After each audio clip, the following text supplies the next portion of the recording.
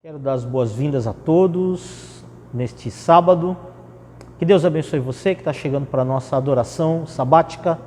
Nós não podemos estar na igreja pessoalmente, estamos vivendo esse período do coronavírus, mas eu quero convidar você a, nesse sábado, se colocar nos braços de Deus, se colocar nos braços de Jesus e adorarmos juntos. Que Deus abençoe você, que Deus abençoe sua família. Seja bem-vindo nesse nosso culto de adoração online da Igreja Central Adventista Central de Presidente Prudente.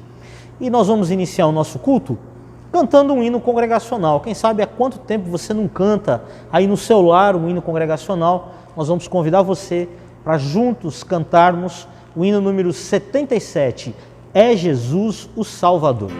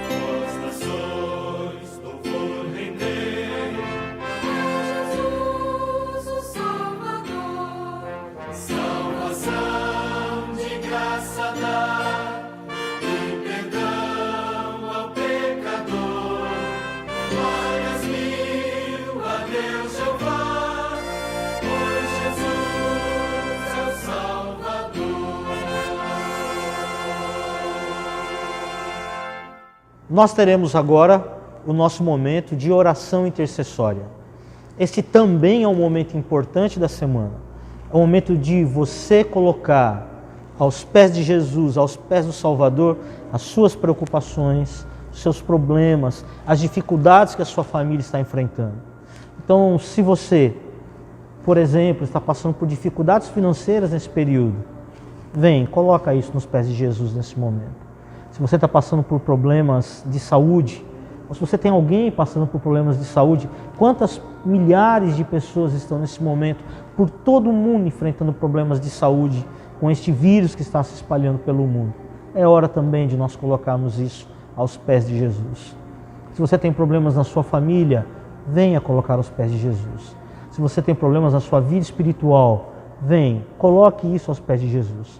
Eu convido você para que nesse momento, juntos, nós possamos, quem puder, quem tiver condição, de se ajoelhar e orar para pedir que Jesus possa estar aí na sua vida, junto com você, junto com a sua família.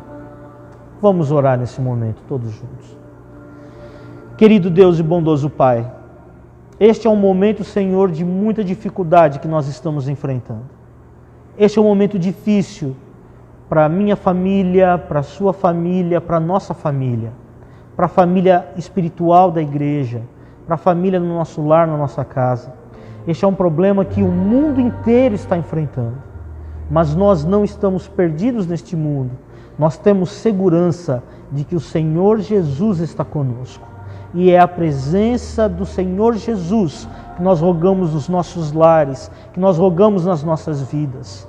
Pai, muitos dos nossos irmãos estão neste momento enfrentando dificuldades financeiras, advindas da crise econômica que está se abatendo sobre o país por causa deste problema de saúde que nós estamos enfrentando. Mas o Senhor é o Deus que é dono de todo prata, de todo ouro.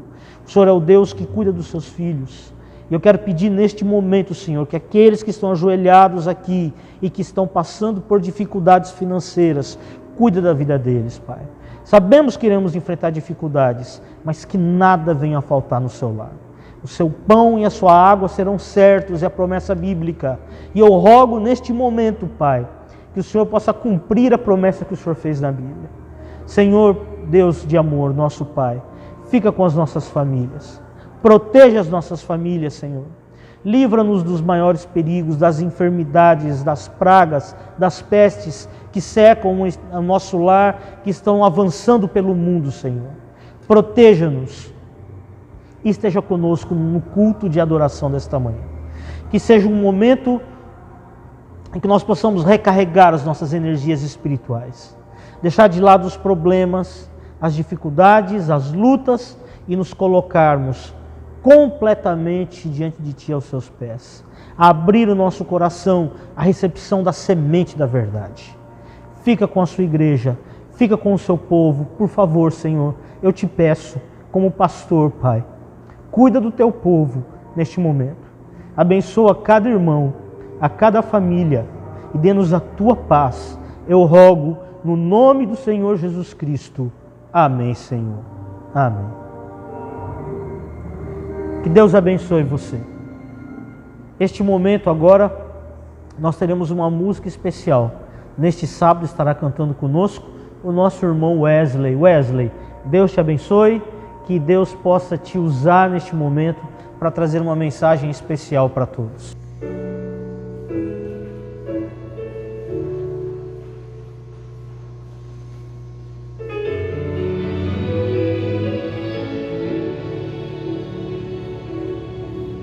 Enquanto eu viver, eu vou cantar do amor na cruz, meu Jesus me resgatou.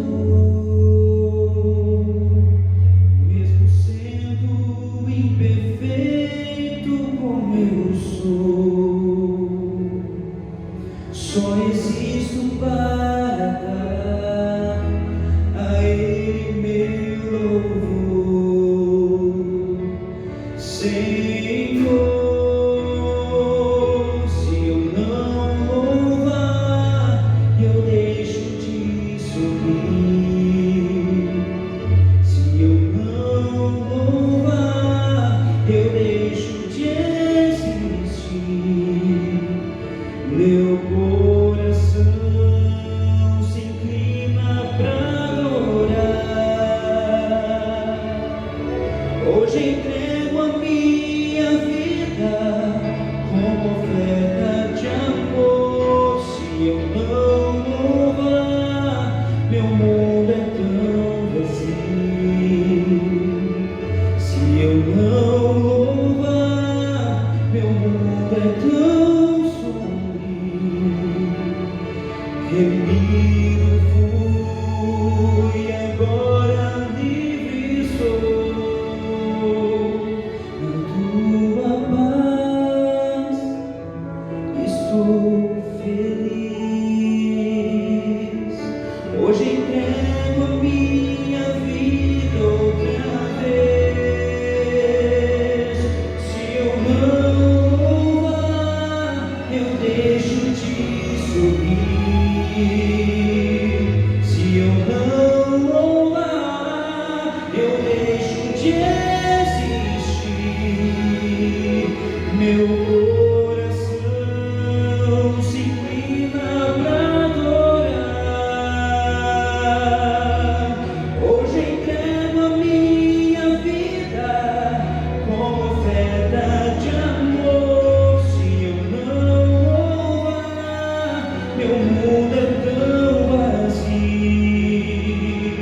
Se eu não louvar, meu mundo é tão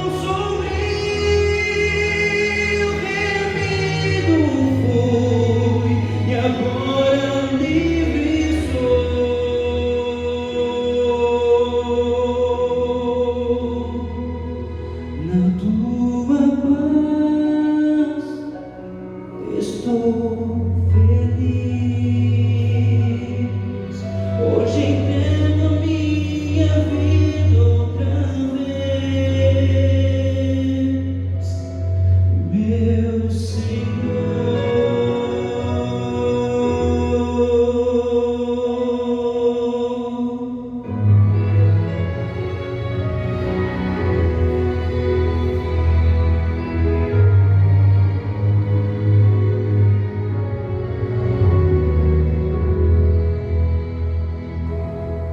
Muito obrigado, Wesley, pela bela mensagem, pela música especial que você nos trouxe.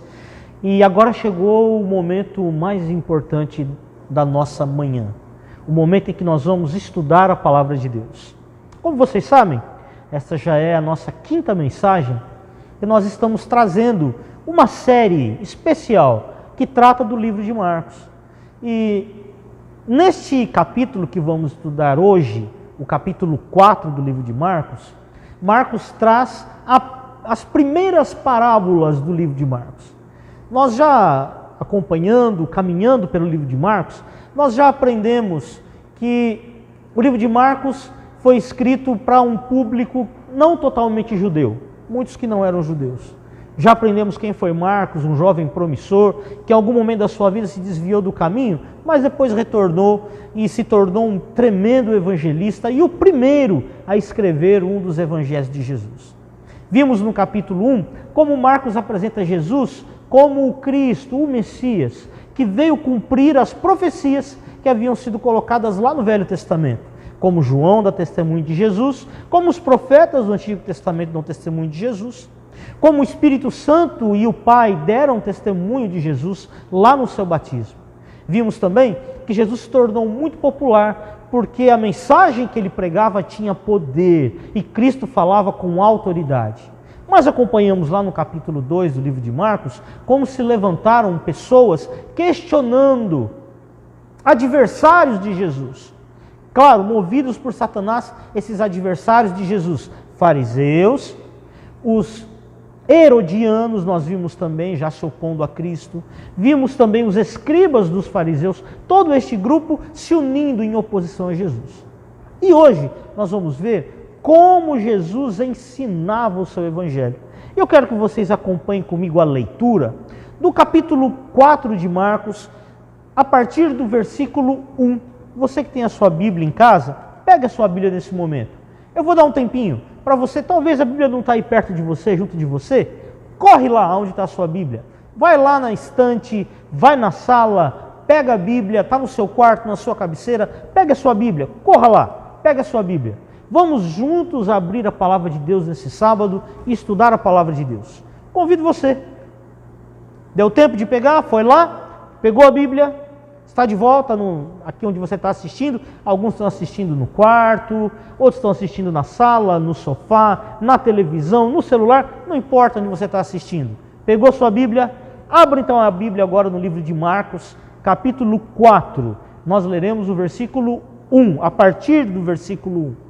O texto diz assim: Voltou Jesus a ensinar à beira-mar, e reuniu-se numerosa multidão a ele, de modo que entrou num barco, onde se assentou, afastando-se da praia. Todo o povo estava à beira-mar na praia. Assim, lhes ensinava muitas coisas por parábolas no decorrer do seu doutrinamento. Ouvi, eis que saiu o semeador ao semear. E ao semear, uma parte caiu à beira do caminho, e vieram as aves e a comeram. Outra caiu em solo rochoso, onde a terra era pouca, e logo nasceu, visto não ser profunda a terra. Saindo, porém, o sol a queimou. E porque não tinha raiz, secou-se. Outra parte, que não caiu entre os espinhos, e os espinhos cresceram e a sufocaram, e não deu fruto. Outra ainda, enfim, caiu em boa terra, e deu seu fruto, que vingou e cresceu, produzindo a 30, a 60 e a 100 por um. E acrescentou: quem tem ouvidos para ouvir, ouça. Quando Jesus ficou a só, versículo 10 agora do capítulo 4, quando Jesus ficou só, os que estavam junto dele com os 12, o interrogaram a respeito das parábolas. E ele lhes respondeu: a vós outros é dado conhecer o mistério do reino de Deus, mas para os de fora tudo se ensina por meio de parábolas, para que vendo não vejam e não percebam, e ouvindo ouçam e não entendam, para que não venham a converter-se e haja perdão para eles. Então lhes perguntou: não entendeis esta parábola? E como compreendereis todas as parábolas? O semeador semeia a palavra. São esses os da beira do caminho, onde a palavra é semeada. E enquanto a ouvem, logo vem Satanás e tira a palavra semeada neles. Semelhantemente, são esses os semeados em solo rochoso, os quais, ouvindo a palavra, logo a receberam com alegria.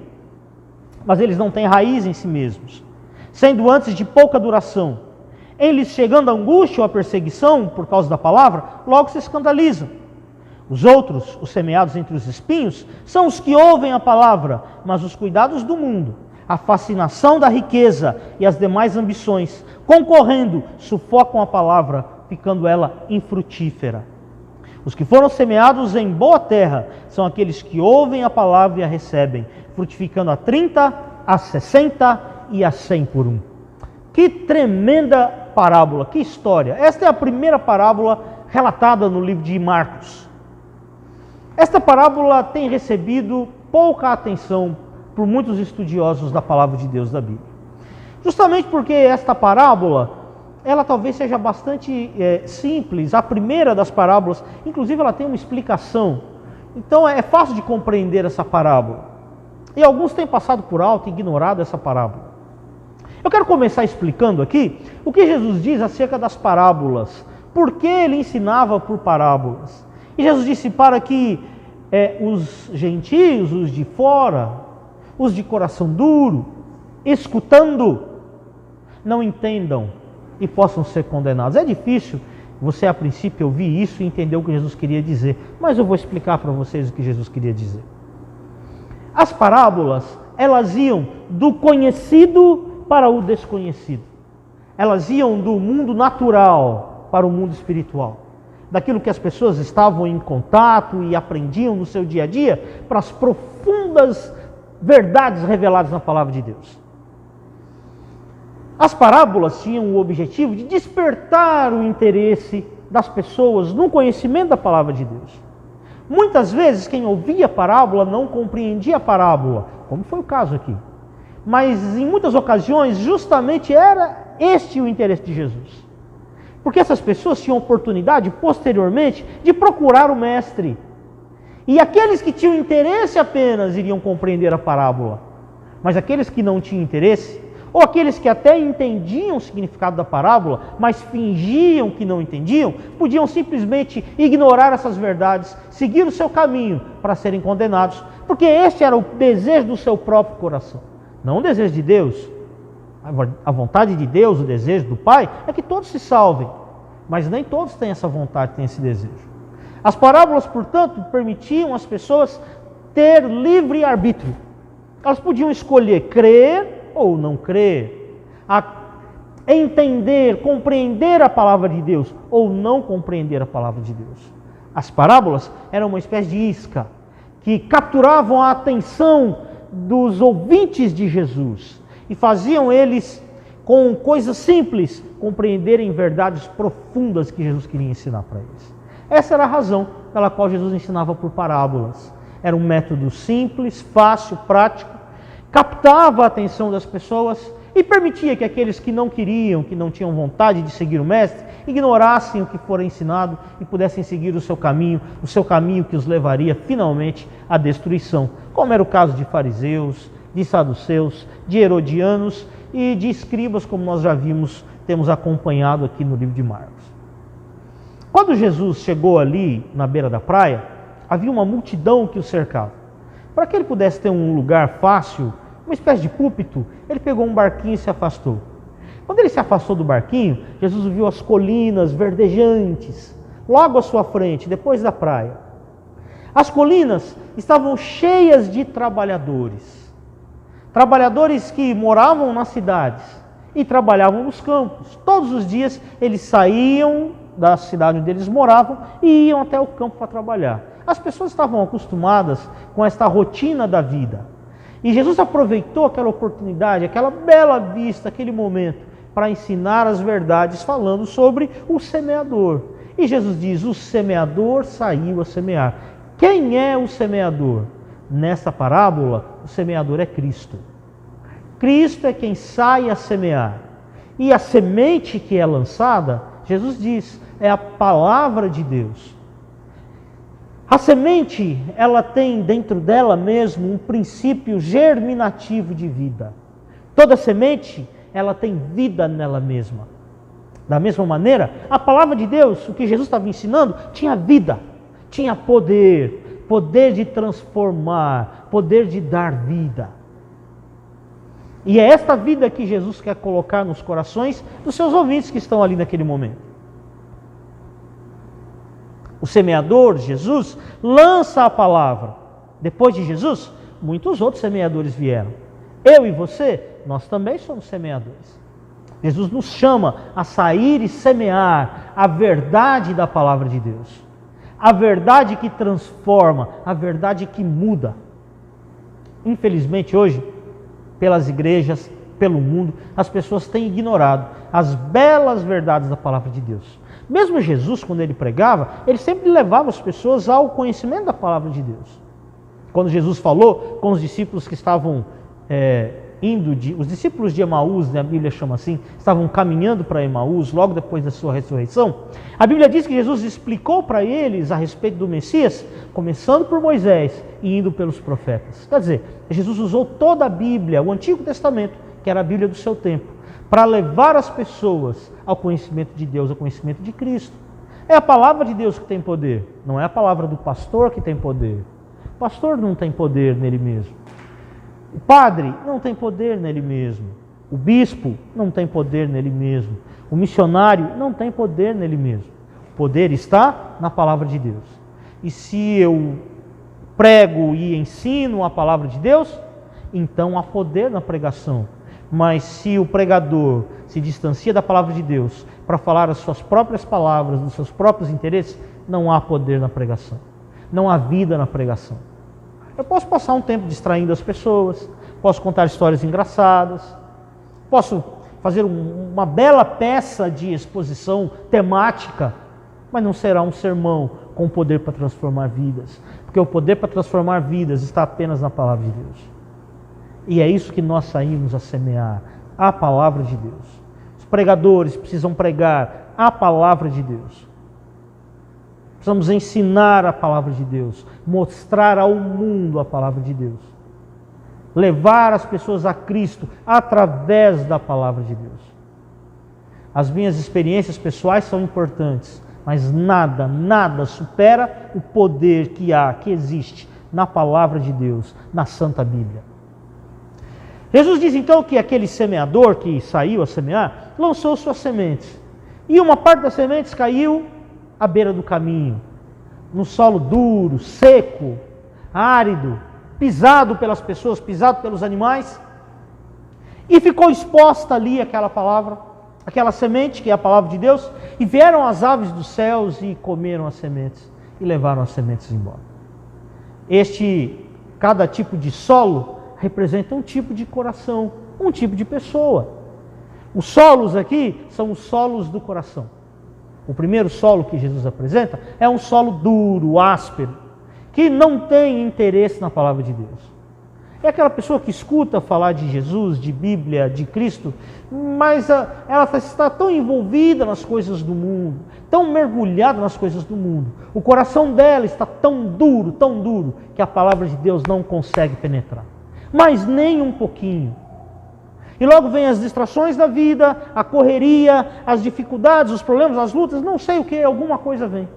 E Satanás vai lá e rapidamente faz o favor de, como os passarinhos, retirar dali daquele coração a palavra de Deus, antes que ela frutifique, antes que ela ganhe vida ali naquele coração.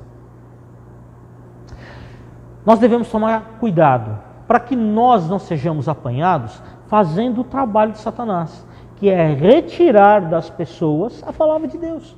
Retirar do coração das pessoas a palavra de Deus. E nós podemos fazer isso de muitas maneiras. Eu quero falar de uma maneira específica, com você hoje. Você que tem filhos pequenos. Você que tem filhos e você escuta o sermão na igreja. Você vai lá para sua casa.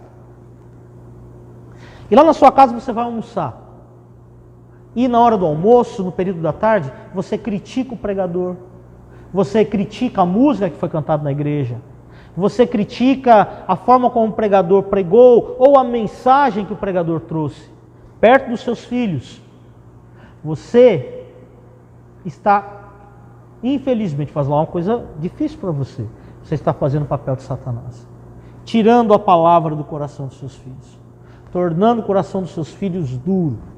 E quando seus filhos forem maiores, eles vão se afastar da igreja. Porque você não plantou, não permitiu que a palavra de Deus fosse plantada no coração deles. Mas você criticou, falou do pastor, do pregador, como se fosse, quem sabe, um político, alguém que estivesse fazendo uma palestra. Não. Estão trazendo a palavra de Deus. E eu devo respeitar, tratar com respeito a palavra de Deus. Nunca faça isso na sua casa, no seu lar, com seus filhos, com seu marido.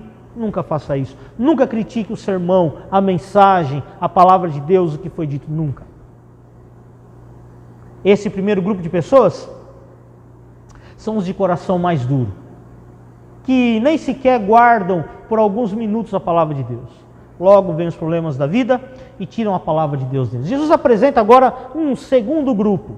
Esse segundo grupo é aqueles que têm o solo do coração rochoso. O solo rochoso ainda tem por cima dele algum tipo de solo bom, saudável. Acontece que esse solo saudável, ele é pequeno. Ele não tem substância suficiente para manter, para sustentar ali o crescimento forte da palavra de Deus. Então, quando cai ali a semente rapidamente brota, ela nasce no coração. A pessoa recebe com alegria a palavra de Deus. Aqui é uma lição importante para todos nós. Não basta receber com alegria a palavra de Deus. É preciso manter-se na palavra de Deus.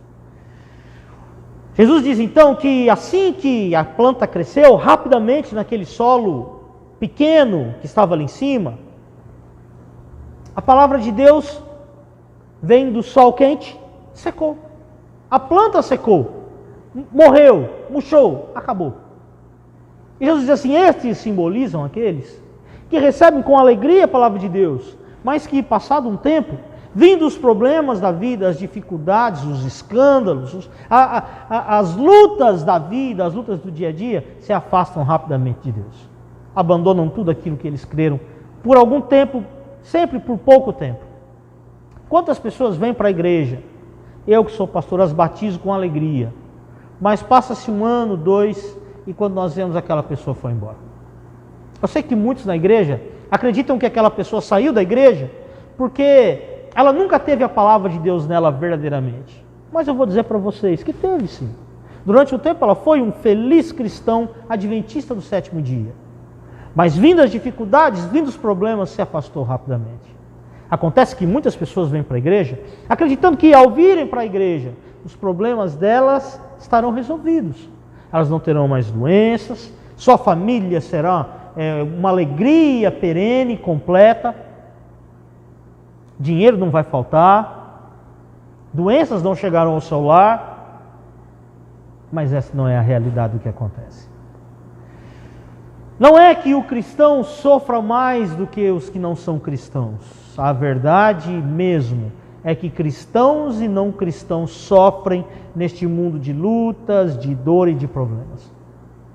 Quando você vem a Cristo, o seu maior desejo não deve ser receber bênçãos materiais, físicas. O seu maior desejo deve ser receber bênçãos espirituais. E a bênção espiritual que Jesus quer te dar é livrar você do pecado que te persegue, do mal que acompanha a sua vida. Qual é aquele pecado que você tem, que você luta contra ele? É contra esse pecado que Deus quer dar poder para que você se livre. Muitos, se você for ouvir hoje, você pega música aí evangélica para ouvir. Note quantas vezes se fala na música evangélica em vitória, em fogo, em poder. Mas a vitória, o fogo, o poder que Deus quer nos dar, não é para vencer as coisas dessa vida, para ter um emprego melhor, para prosperar financeiramente. Deus até pode nos dar isso. Não há problema nenhum com essas coisas. Mas a vitória que Deus quer dar para você é a vitória sobre o pecado. O poder que Deus quer dar para você é o poder de vencer o pecado. Acontece que muita gente não quer isso na vida. Ele quer uma vida cristã em que Deus seja um Papai Noel, que fica lá no céu mandando bênção, bênção, bênção, bênção, bênção, bênção. Que Deus não cobre nada. É muito comum hoje a frase, não, mas Deus é amor, você não pode julgar. Ninguém pode dizer que você está errado, ninguém pode dizer que está fazendo coisa errada, você se ofende, você se magoa, que a sua vida cristã é só de alegria, só de felicidade, só de festas, só de eu ia falar farra, mas no sentido assim cristão, né? Há pessoas que gostam de festas, sabe?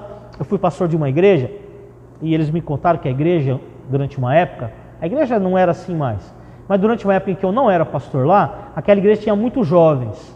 Eu falei, onde estão esses jovens? Falou, pastor, aqui tinha programações muito boas para os jovens. Fazíamos acampamentos, congressos. Era muito bom, tinha muita música, era uma beleza. Os jovens vinham para a igreja, enchiam. Eu falei, cadê esses jovens? Ah, pastor, não estão mais na igreja. Eu falei, o que eles fazem hoje? Ah, hoje eles vão ouvir músicas do mundo, hoje eles vão para as festas de rodeio, estão por aí. Quer dizer, aqueles jovens, e eu falei para eles isso, a igreja não pode crescer baseada em programações, em festas. Aqueles jovens estavam na igreja só porque a igreja estava cheia de festa. Quando acabaram as festas da igreja, eles foram procurar as festas no mundo. Eles não estavam ali para vencer o pecado, não estavam ali por Jesus Cristo. Estavam ali porque era gostoso, era agradável, era legal. Quando eles acharam que aquilo não era mais legal, não satisfazia os seus desejos, as suas necessidades físicas, eles correram e foram buscar onde tinha isso aí para eles. A vida cristã é uma vida de luta, uma vida de labuta. Ela não é nem melhor e nem pior do que a vida do mundo, no sentido das lutas que sobrevêm ao cristão. Ela tem uma grande diferença. Jesus está conosco. E você a cada dia vai vencendo o mal e o pecado que está na sua vida. Hoje eu fiz um sepultamento. Uma coisa muito triste. Claro que não há nenhum sepultamento que seja feliz. Há um ano atrás eu visitei a família que estava sepultando agora ali o avô, o pai daquela família ali. E eu me lembro que esse senhor já tinha alguns problemas de saúde, algumas enfermidades. E ele descansou no Senhor. E eu hoje falei ali no velório que a nossa vida é muito curta. Quer você viva aqui 60, 70, 80 anos, vai terminar essa vida aqui para você. E o que virá depois é o que interessa, é o que importa. A vida que você terá quando você ressuscitar, essa é o que interessa. Porque a vida de agora, ela passa rapidamente. Se esvai, vai embora. Então, você não deve estar preocupado com as suas lutas nesse mundo aqui. As suas lutas nesse mundo aqui estão preparando você para viver o mundo futuro, para viver a eternidade. Lá é o que interessa, lá é o que importa. Não vá atrás de Jesus só por bênçãos. Vá atrás de Jesus, porque você o ama, porque você quer se preparar para a eternidade, porque você quer vencer o mal e o pecado que estão na sua vida. O último tipo, penúltimo, na verdade, tipo de semente, caiu entre espinhos. E assim que cresceu, foram sufocados. Então, esta tipo de semente que caiu entre os espinhos, ela simboliza o coração das pessoas que não tiraram o mal que tinha na sua vida, que permitiram que o mal crescesse junto com a palavra de Deus. Quem sabe é um pecado acariciado que você tem, algum problema, algum pecado que você não quer abandonar, alguma coisa que você goste muito e que está errada. Então você deveria tirar essas coisas da sua vida, podar arrancar com a sua raiz ali, para que aquilo não cresça mais. Na minha casa tem um pequeno jardim, é pequeno mesmo. Deve ter ali uns 2 metros por 1. E tem um gramado ali, algumas plantas ali que estão colocadas ali. Mas como que um gramadinho tão pequeno pode produzir tanta erva daninha? E a cada mês eu vou ali e tiro as ervas daninhas que estão ali. E eu procuro arrancá-las com a raiz. Porque se você não arranca a erva daninha com a raiz, o que acontece com ela? Ela cresce de novo. E Jesus diz o que são esses espinhos que atrapalham a pessoa. Essas ervas daninhas que crescem junto com a verdade e sufocam a verdade. Quais são elas? 3, diz Jesus. Os cuidados do mundo, a fascinação da riqueza e as demais ambições. Ou, como diz no livro de Lucas, os prazeres do mundo, os prazeres da vida. 3 coisas, portanto. Vamos começar com os cuidados do mundo. Em si mesmos, os cuidados do mundo não são nenhum problema. Todo mundo tem cuidado do mundo. Você tem a sua luta, seu dia a dia, sua batalha da sua vida para você sobreviver. Acontece que algumas pessoas ficam ansiosas demais com essas coisas e passam a dedicar tempo demais para as coisas do mundo. Esse tempo demais prejudica o tempo de vida espiritual que a pessoa tem com Deus. O tempo que ela passa lendo a Bíblia, estudando a palavra de Deus, orando, testemunhando, pregando o Evangelho, dando estudos bíblicos, e para nada essa pessoa tem tempo, porque os cuidados da vida a envolveram completamente. Até que vai chegar uma hora em que ela não terá raiz suficiente para sobreviver. E ela vai se afastar, vai morrer espiritualmente, vai sair da igreja, vai abandonar o Evangelho. Os cuidados da vida, cuidado com isso. Nós devemos cuidar da nossa vida, devemos trabalhar, devemos produzir, mas o trabalho nunca deve absorver o tempo que seria gasto com as coisas de Deus, com as coisas espirituais. Trabalho é bom, não é pecado trabalhar. Pecado é não trabalhar, né? Nós devemos trabalhar, nós devemos cuidar da nossa família, quem é marido, e se esforçar. Mas você tem uma missão espiritual, que é cuidar da sua vida espiritual e da vida espiritual da sua família. Então tome cuidado com isso. A segunda coisa é a fascinação da riqueza. Há pessoas que passam a dedicar a sua vida para os bens materiais. E ele dedica a sua vida para ganhar dinheiro e riqueza. Riqueza não é pecado. Riqueza não é problema. A riqueza, ao contrário, ela é uma bênção nas mãos de pessoas abençoadas. Ela é um dom, um talento. Porém, pessoas que vivem desta maneira aqui, dificilmente fazem da riqueza delas uma bênção. Ao contrário, elas usam a riqueza dela para satisfazer os seus desejos, as suas vontades, e se tornam egoístas, além de tudo isso.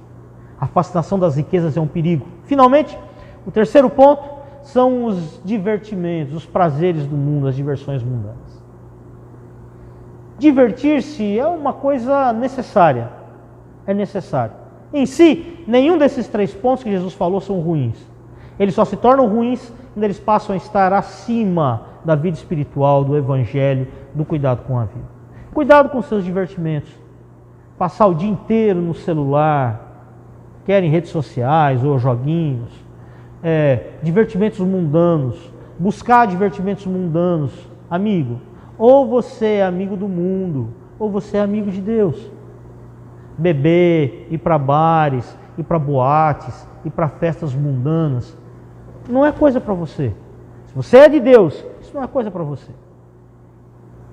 Bons divertimentos podem ser usados com moderação. Nós devemos ter tempo para ler, para estudar a palavra de Deus, para ler outras coisas, para se desenvolver intelectualmente. Tudo isso é parte da nossa vida. Cuidado para você não se ver sufocado pelos cuidados da vida, pela busca por riquezas. Minha empresa precisa crescer, minha empresa precisa crescer, minha empresa precisa crescer. E pelos divertimentos do mundo, que vão tornar a sua vida infrutífera, inútil. Finalmente, quarto grupo de solos é o bom solo, onde a semente caiu e produziu a 30, a 60 e a 100. A parábola não é sobre a semente. A parábola é sobre o solo. E o solo, como eu já expliquei aqui, representa o coração. E quem cuida do solo do coração sou eu e você. A semente da palavra de Deus vai cair um dia, todos ouvirão o evangelho, todos. A semente vai cair em todos os solos. Mas como estará o meu coração preparado para quando a semente da palavra de Deus cair no meu coração? Depende de você. Você precisa afofar o solo, fazer sulcos no solo, oxigenar o solo, para que ele esteja preparado, pronto, para que quando a semente cair no solo do coração, ela possa crescer, se fortalecer, se frutificar. Jesus conta em seguida a parábola do grão de mostarda, e uma pequena semente se torna a maior das hortaliças, uma grande árvore, forte, resistente, poderosa. Cuide do solo do seu coração. Eu quero fazer um apelo final para você nesta manhã. Você que está nos assistindo. Pode ser que você assista à tarde ou à noite, mas o objetivo principal é você estar assistindo pelo sábado de manhã. Você que está nos assistindo nesse momento. Se a semente da palavra de Deus ainda não caiu no seu coração, eu peço para você, pense em coisas espirituais.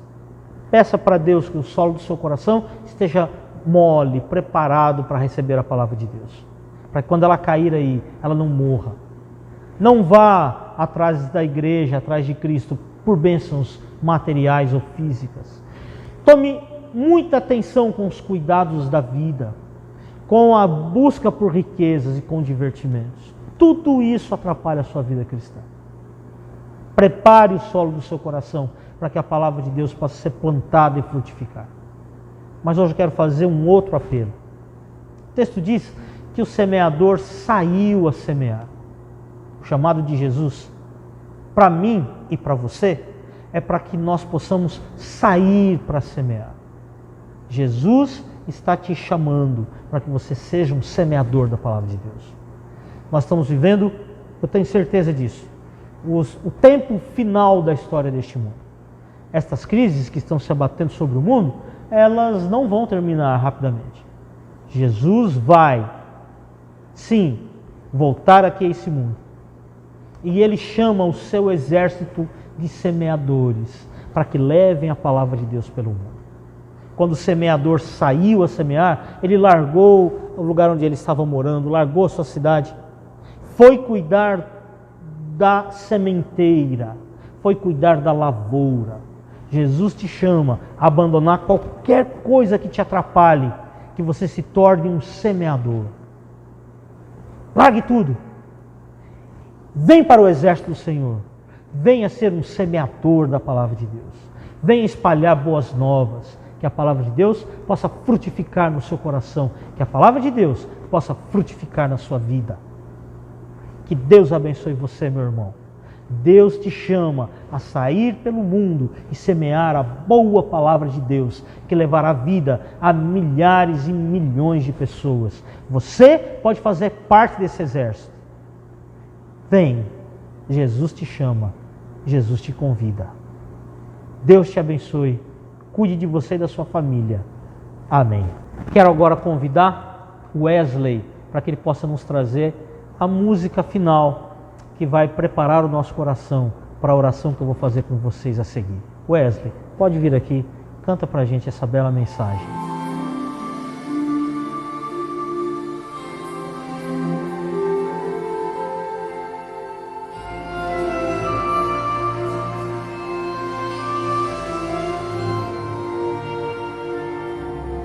Deus nos chama para a obra que irá trabalhar.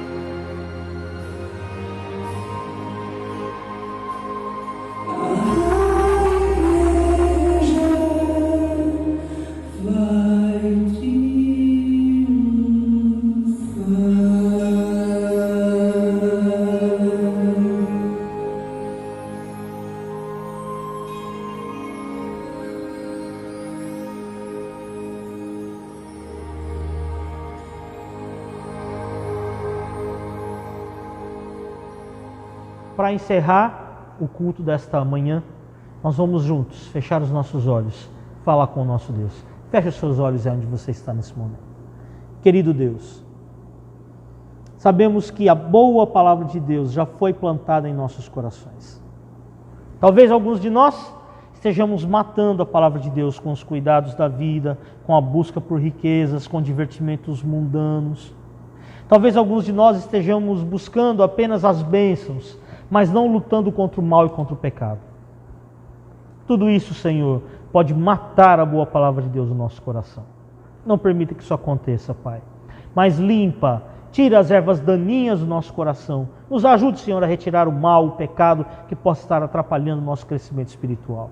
E permita-nos, Senhor, ser também mensageiros da palavra, semeadores que levarão a semente da vida pelo mundo. E que nós possamos plantar vida no corações de muitas pessoas e nos tornar bênçãos para outras pessoas. Fica com o nosso bom povo, o nosso Distrito Central de Presidente Prudente e tantas outras pessoas que estão assistindo a este culto neste momento. Cuida de cada um, coloca a sua mão sobre a nossa vida, sobre as nossas famílias. Eu te peço em nome de Jesus. Amém. Que Deus te abençoe, que você tenha um sábado abençoado nos cuidados e no poder de Deus. Amém. Gostaria de fazer um convite a você também. Hoje nós estaremos começando em todo o Brasil a nossa Semana Santa. Eu queria convidar você a participar da Semana Santa. Não só você assistir a Semana Santa aí na sua casa, no celular, os links vão estar disponíveis aqui mesmo na página da igreja, no Facebook, mas que você também convide seus vizinhos, seus amigos, seus familiares, para que possam assistir. Não precisam ir na sua casa.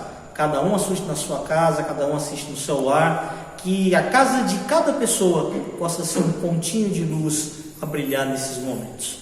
Esses momentos que nós estamos vivendo, com essa epidemia do coronavírus aqui em nosso país, eles impedem que a gente possa estar na igreja.